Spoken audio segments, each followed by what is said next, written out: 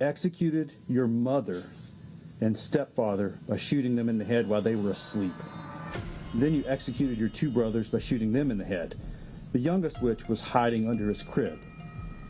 Your actions can only be described as an act of pure evil. Evil. On December 13th, 2020, the Kanawha County Sheriff's Office received a call about possible murder victims at a home in Elkview, West Virginia. The caller had found the house door open, saw a bloody scene across several rooms, and raised the alarm.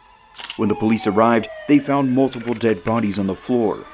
The bodies were later identified as those of 37-year-old Daniel Dale Long, 39-year-old Risa Mae Saunders, 12-year-old Gage Ripley, and 3-year-old Jameson Long. Following investigations, police discovered that the victims were all family members. They also found out that one family member was missing: 16-year-old Gavin Smith. The police eventually found him at his girlfriend's home and brought him in for questioning. Before asking the questions, the officers made small talk and ensured that Gavin was relaxed. Hey, did you eat already? No. You didn't wait on me, did you?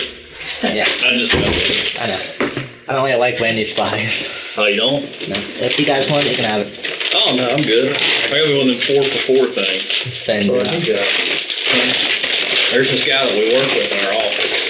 That's all he'll eat. He's 4 for 4s when we go to Wendy's. They're good. That's pretty good. Would you get the ginger bacon or the crispy chicken? Ginger bacon. That's what I got. Well, we have the same taste. Mm-hmm. He's on a diet, so he just eats Cheetos. I can tell. He needs to get on a new one, doesn't he? Yeah. The officers wanted to make sure he was at ease, but also to find out how he reacts when he is telling the truth. They continued by asking him questions about himself and about school to make him comfortable. So you say you're in the 9th grade? Mm-hmm. And how's all this e-learning stuff going? Pretty difficult. Because I'm used to going to school and doing it in class, not in college. Okay. You at Hoover? Mm-hmm. Is that where you going? Yeah. I mean, if this COVID stuff wouldn't happen, I'd be having good grades and all that, but I'm having bad. Did you always used to get good grades? Mm-hmm. When they felt that he was relaxed, the experienced detective began by removing the responsibility from him and suggesting the possibility of abuse. We want to understand what happened because, Gavin, a lot of times we work a lot of these type cases where you have a kind of a toxic home life. You know what that means? Like it's just I get and we deal with a lot of families that the parents mistreat the children, and there's domestic violence in the home, child maltreatment, child sexual abuse, child abuse. There's all types of different things that we deal with. Okay. Yes. Gavin took the bait and ran with it. Sometimes during April, my stepdad used to abuse me all the time if I didn't do something he wanted or something like that. I would send my girlfriend photos of the bruises and wear marks and all that. And anytime he didn't get his way, he would help me. And so would my mom. Like, she punched me in the mouth a couple times because I didn't do what she wanted. Like, well, I don't know what it was, but they would abuse me every time I didn't want to do something that I shouldn't have done. Okay. So, first of all, who all lives in your house? How old are you? You're 16? 16. What's your date of birth? 5/17/05. 5/17/05? No, 05. 04? Okay. And if I say something that's wrong, you're not wrong or correcting me, okay? All right. He told officers about the abuse he suffered from his dad and his relationship with his family. When did the abuse start? Well, it started this April of this year. This past April? Yeah. Okay. And what was going on? Well, we had a lot of family problems. Like, my aunt, she has cancer down in her area and on like a normal cancer, yeah. Except it's a very well kind of one, and we've been just dealing with it a lot. And my grandmother passed away in 2013, and Dan started blaming me for her death and all that, saying I was the one who gave it to her, and which you can't give her cancer. Right. It just been bothering me a lot. I understand. Does he mean to your brothers too? No, it's only me. Why is that? I wish I knew. Because I take care of James all the time. Like, he calls me daddy, which is a bad thing since I'm his oldest brother. Because I've been taking care of him since day one. Since he got out of the hospital. Mm-hmm. It's just been hard. What about your mom? How you and your mom get on? Not real. I don't talk to her ever. You don't? No. Okay. What about your little brothers? No, I usually just talk to James and make him all happy. But Gage, I don't ever talk to him. Gage is the 11-year-old, right? Mm-hmm. Jameson's the 3-year-old? Yes, sir. But just as the officers thought that they were getting somewhere, Gavin switched up on them. How long have you been at your girlfriend's house? Couple days. Okay. And tell us about how you ended up there. Well, she asked me to come over because she's needed help with school, and she's been having a very hard time with her mother's death. That happened last month. Mm-hmm. And I wanted to come over, and I asked my stepdad, my mom, back over there. They said, yeah, just be back by Tuesday. And what's your girlfriend's name? Rebecca. Rebecca. The detectives calmly explained to him the events that had happened and how he might be a suspect, pushing Gavin to tell the truth. So, Gavin, here's the thing. Like I said, we have investigators up there at your house, okay? Yes, sir. And we talked to you up there and said your family, some of your family members are deceased, okay? You know what that means? They're dead, right? Yeah. There's a lot of evidence in this case. I think you mentioned where up the road there that you watch a lot of these shows and you see how a lot of this stuff goes. So you know what we can do as cops to try to figure out how things happen, right? Yes, sir. So obviously,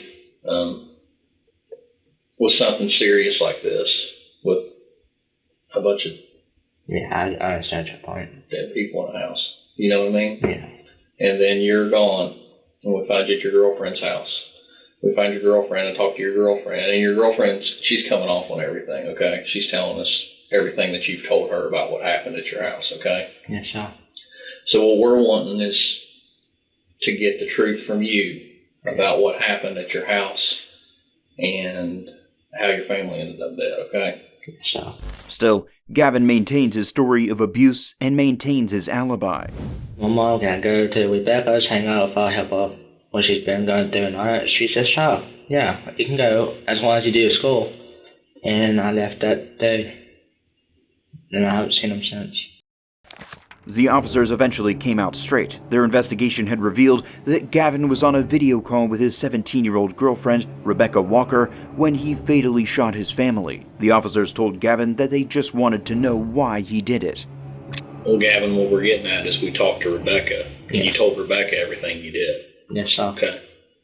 So Rebecca has told one of our detectives what you told her. So we know what happened. Yes. And what I want you to do, I just want you to be honest with us, okay? About what you did, what happened to your family, okay? And it's important that we understand why people do things, why you would do something like this, okay? Seeing that there was no more need to lie, Gavin opened up. Because Dan has been trying to kill me the past few days. Okay. Like he cut me right there. Okay. With a knife. Okay. Yeah, and he's been just trying to kill me wherever he can. Okay. And I haven't been able to sleep well until I got to my girlfriend's. I've been just sleeping with her. She's been helpful. He told the officers what had occurred that day. You to tell us what you did and why you did it. That's what we want to know, okay? That day, that morning, Dan, he put his gun to my head. Okay. And tried to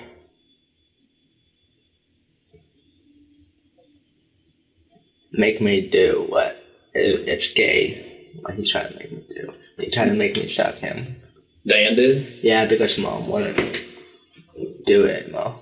He provided a vivid account of how he carried out the shooting. I didn't eat out all that day. You didn't eat it all that day? Well, tell us what happened when you lost her. And I accidentally shot him. Huh? I accidentally shot him. You accidentally shot him? Well, All of them? How did you accidentally shoot him, buddy? I didn't realize what I was doing. What do you mean by that? Yes, I wasn't thinking straight. And then I accidentally grabbed that gun and I pulled the trigger. Okay. Who'd you shoot first? Dan. Huh? Dan. Okay. You shot Dan first? It's okay, buddy. We're gonna work through this, okay? So you shot Dan first. Where did you shoot Dan? In the head. In the head? I regret killing him. Okay. I never meant for that to happen. What happened after that? I shot him all in the head after. He eventually went into details. I understand, buddy. So you shot Mom and Dan in the bed. Yes. Where was everybody else when you shot them? Gage before I shot Gage, he went into their room and I shot him right there. Okay. And I had to kill Jay because Gage slit his throat right here. Gage slit his throat? And not his own throat, but he slit James's throat right there. Why did Gage slit James' Because throat? he kept on screaming. James kept on screaming, he won't calm down. Was Gage with you when you did all this, or did he see all this? He didn't see any of it. Then why would he slit? He held it. He held the gunshots, but James started screaming real loud, like he wouldn't calm down, and Gage couldn't take it, and he put a knife to James's throat and tried to slit it, and I shot Gage right there.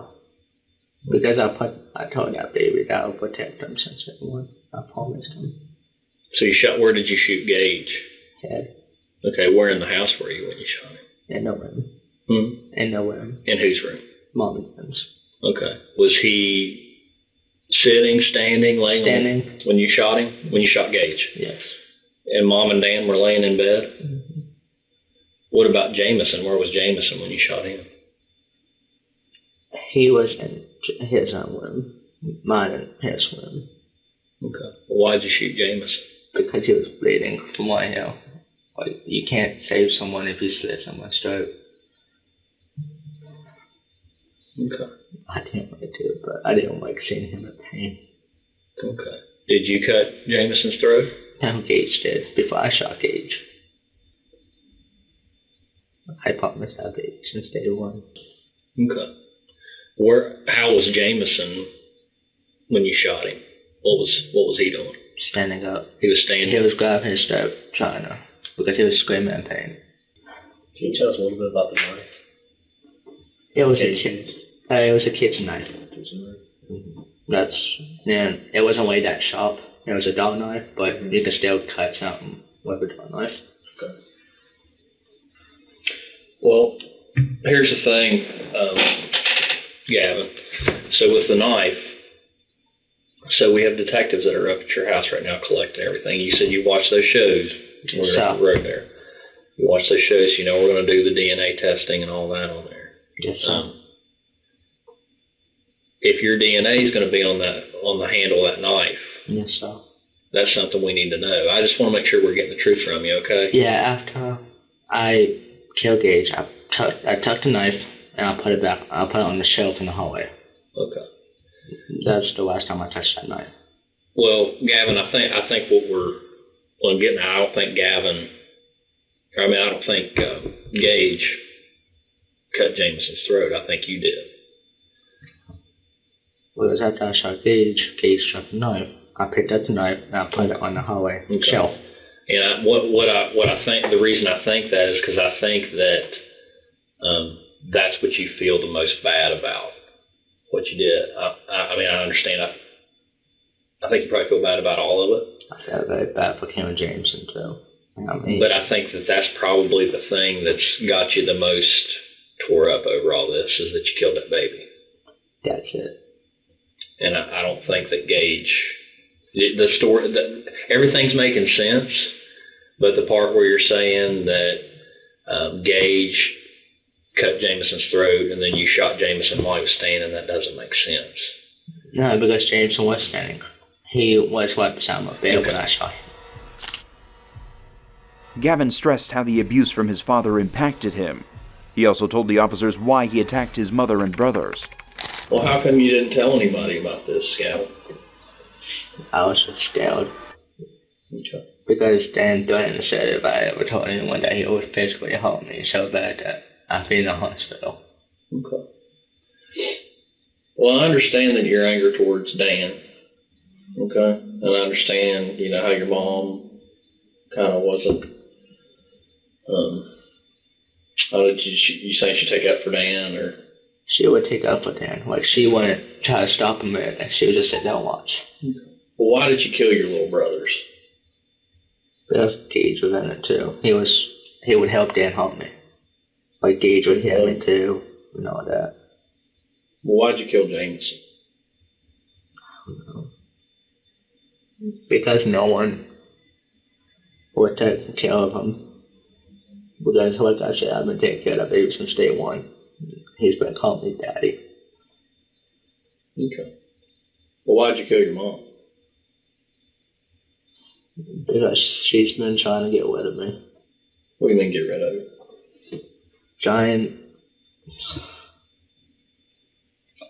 They have been, Mom, she's been trying to get me in jail and all that. He walked the officers through his planning. Well, how long had you been planning to kill your family? A couple of days before it all happened. A couple of days before? Before it all happened. Did you tell anybody about what you were planning to do? Well, I told Rebecca, but I regret never doing that. You told Rebecca what? I told Rebecca about regret I was doing all this. And how his girlfriend was the only one he could talk to about the whole issue. I mean, if none of this would have happened, Dan abused me and all that. You got that straight out? Yeah, it would be definitely not. And I talked to Rebecca. I told Rebecca what that Dan did to me. Then tried to make me suffer and all that. And she's like, you need to get out of there. You need to come here with you, sis. I said, this last thing I need is you killed. Because Dan, like I said, he did point that gun to my head. Wow. And I told Rebecca about it. And she's like, if you don't get out of there, you will be dead. Did you call Rebecca and tell you after you did it, or let her know that you did it? I told her what I did. When did you tell her that? That same day I shot them. How did you tell her? Through the iPad. On Google Meet. On Google Duo. It's one of those, but I know for a fact that it's Google Meet. Following his confession, Gavin was charged with 3 counts of first-degree murder and 1 count of second-degree murder. He was charged as an adult. During the sentencing, this is what the judge had to say. Executed your mother and stepfather by shooting them in the head while they were asleep. Then you executed your 2 brothers by shooting them in the head, the youngest which was hiding under his crib. Your actions can only be described as an act of pure evil. Evil. However, that wasn't all. Gavin's girlfriend was also charged with 4 counts of accessory after the fact to first-degree murder. She entered a plea deal with prosecutors in exchange for her testimony. Rebecca testified that their parents did not approve of their relationship, but they continued communicating. She told jurors that Gavin had attempted to run away multiple times but was brought back by officers, and that had provoked Gavin. She revealed that the anger made her boyfriend realize that he had to permanently get his parents off their back if they were to be together. Meanwhile, Gavin was sentenced to 3 life sentences with clemency for the first-degree murder convictions, 40 years in prison for second-degree murder, and 10 years for the use of a firearm during the crime. If you think these teenagers were heartless, you'll be shocked by our next case. Click the videos on screen and subscribe as I break down more cases.